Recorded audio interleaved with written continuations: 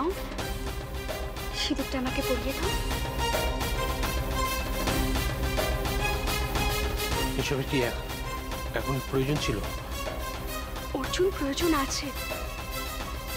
এই কারণেই তো এত কম সময়ে এত অ্যারেঞ্জমেন্টস করা হলো। এবার তুমি কোয়েশ্চেন আনসার না করে আমাকে এটা পরিয়ে দাও। নাও।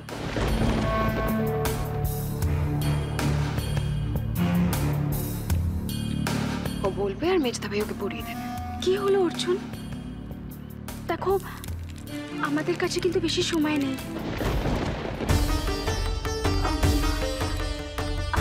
ঠাম্মি, অর্জুনকে বলো না ঠাম্মি।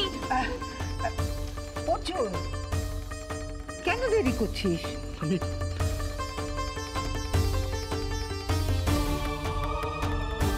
দেখো বনি, তুমি যেটা চেয়েছিলে সেটা আজ হয়ে গেছে।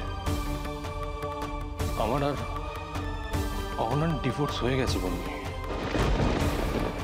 তুমি এবার নিশ্চিন্ত হতে পারো। আমরা সারা জীবনের মতো একে অপরের থেকে আলাদা হয়ে গেছি।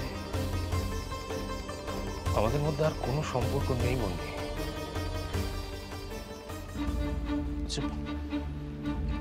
আচ্ছা, তোমার তো এটা স্বপ্ন ছিল, সেই স্বপ্ন তো পূরণ হয়ে গেছে, তাহলে তুমি কেন সব? না না অর্জুন মল্লিক, তোমার কথা আমি এক ফোঁটাও বিশ্বাস করি না। আর ওই অহনাটাকে তো একদমই না। তুমি কি ভেবেছো অর্জুন? তুমি আর অহনা কয়েকটা কাগজে সাইন করে দেবে আর আমি এটা মেনে নেবো যে তোমাদের সম্পর্কটা চিরজীবনের মতন শেষ হয়ে গেছে।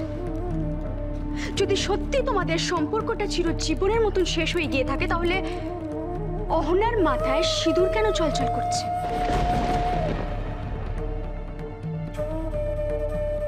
ওর হাতে শাখা পলা কেন অর্জুন?